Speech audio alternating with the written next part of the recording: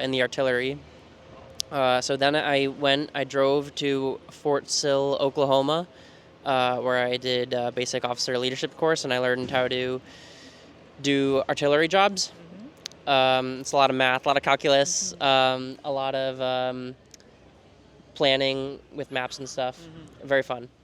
Then I was sent to Joint Base Lewis McChord in Tacoma, Washington, just outside of Seattle, like 40 minutes, where I spent like the next 4 years.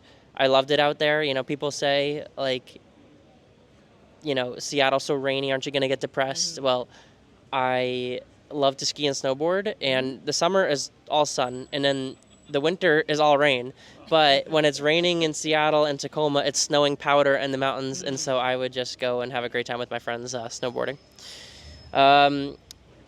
After my stint at JBLM, I went back to Oklahoma for a while, where I went to this thing called a Captain's Career Course, where I had learned how to do, larger operations planning. And then I got stationed at Fort Hood, Texas, which is about an hour north of Austin. And I was a commander there for a year before I got out of the Army. Went back to Boston for a little bit, and I was actually in Greece with some friends when I got a voicemail that I'd gotten into Emory. So then I came down to Atlanta, and here I am.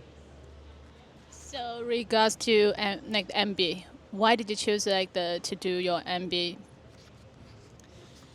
Yeah, so I needed something to help me pivot from the Army, like my Army skills, into corporate America.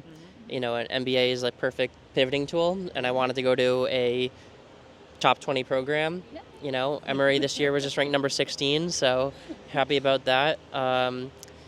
And I'm looking to get into commercial real estate next. So I want to do acquisitions and development, like value add, some of the more riskier stuff that gives you the higher returns. So that's my plan next. I'm hoping to go back to New York or Boston, because I'm from Boston. I've lived all over the U.S. and I'm trying to get back there. So that's my plan. So, given that you have had such a rich experience in Army for so long, and now you are on the corporate side doing MBA, how do you find the difference between the things that you did when you were in Army and now the way things are going over here in MBA?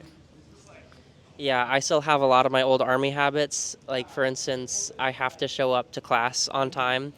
I will run to get to class on time. I can't be late. The teachers don't care, but for me, I can't be late. It's just it's been ingrained in me.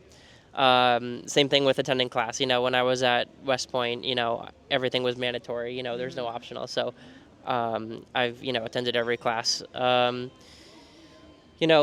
learned a lot of kind of soft skills in the Army, how to talk with people, relate to people from different backgrounds, and that's come in really useful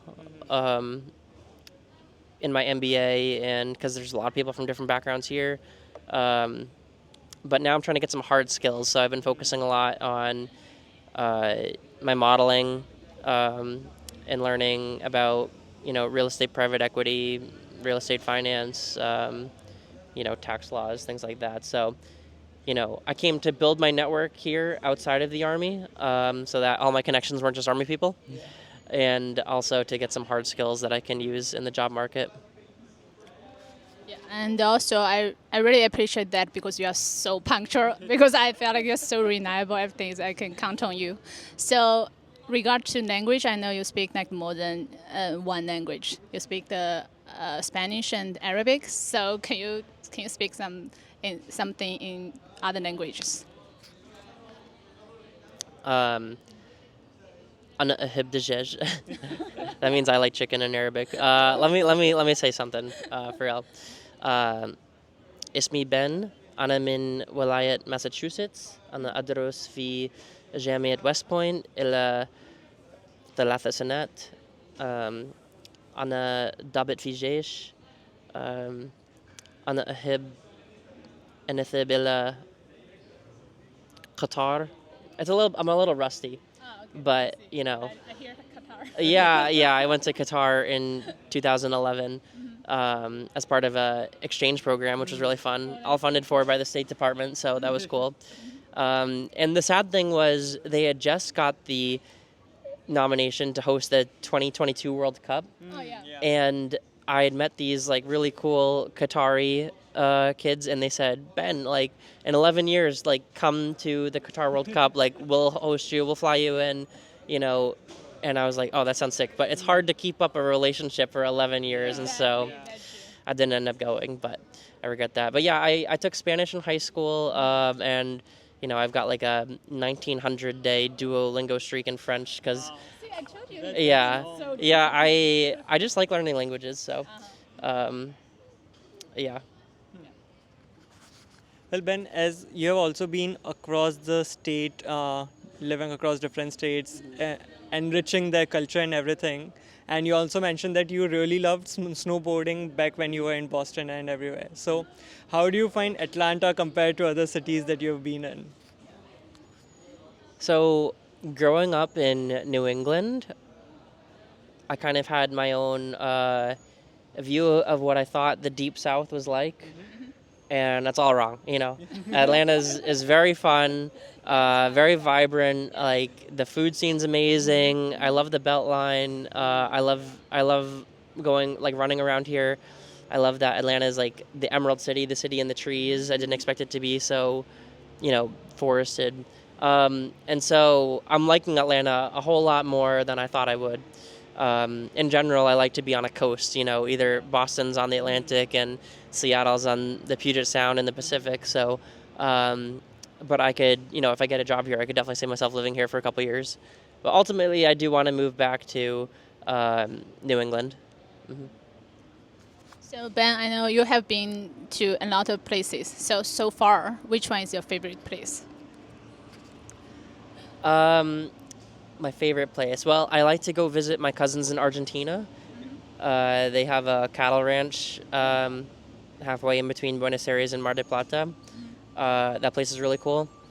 But you know, this year I went with you to South Africa and Egypt, and that was a blast. Like really a treat. I really like Cape Town, and I loved that game reserve that we went to. You know, I still remember when I was in Cairo and we turned around a bend in the Uber and I saw the pyramids and was like, oh wow, those are the pyramids, you know. I had the same reaction when I saw Stonehenge in England. Exactly. I was just driving, it's like nothing. All of a sudden Stonehenge, you're like, oh whoa, you know, something I've seen. Yeah. And then last year over New Year's I was in Colombia, and that was really fun. But I would say the favorite country I've been to was Greece. I love Greece. Yeah, I went to Athens, Thessaloniki, Santorini, Crete. It was just an awesome time. So you've really seen the world all across. I mean, from Africa to Europe to America, and not even just the highlights, the touristy places, but looks like even the depths of all the places. So, taking a slight spin on this conversation, is there some kind of a hidden talent that you have which you would like to show to our viewers today? Well, if I had a guitar, I can play Ode to Joy with my eyes shut, like and with the guitar behind my back, you know, which is the same thing. It's not like you can see the guitar anyway. But so that would be my hidden talent. But I'm also good at running. I do a lot of running. I see. Yeah. So I don't know. If I had a guitar, I would do that for you guys. I think we are all marathon runners over here. Yeah. Yeah. You've done a lot. Yeah, I've done lots. one. Yeah. How many have you done? Official marathons I've done only like 2, but I've been running a lot unofficially here and there. Sweet. So. So, you know, yesterday I told Janak we are going to invite you for our podcast because I told you it's around 10 minutes. So I told him your background. He said, oh, are you sure 10 minutes? I feel like we need like half hour to get to know him. I told him you are everything. So, such a cliche question. So what do you do at your free time? So I like to play this game called PUBG with my cousin Nicholas. Yeah. He plays over Starlink, which is pretty cool because he's in like, you know, remote New Hampshire.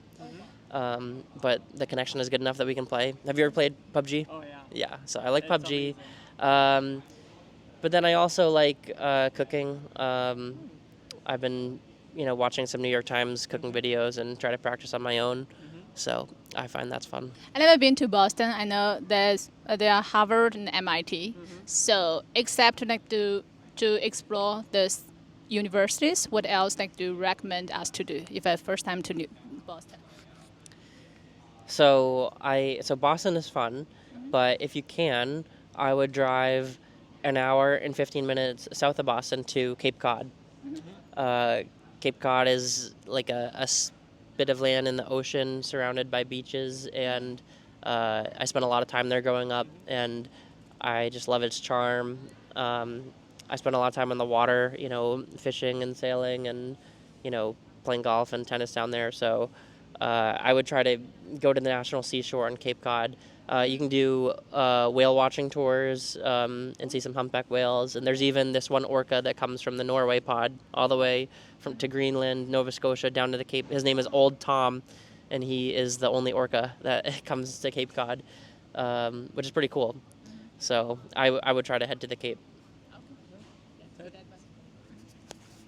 Is there any particular sport which you have not played? I guess that is the right question over here to ask. It's snowboarding, golf. I mean, we have got the entire list over here. Well, she's better at me than badminton. She beat me. So I gotta work on my badminton game. There's a new game called padel. I think it's a mix between like tennis and pickleball, and I've seen a lot of really nice padel courts. So I'd like to try that. Have you played before?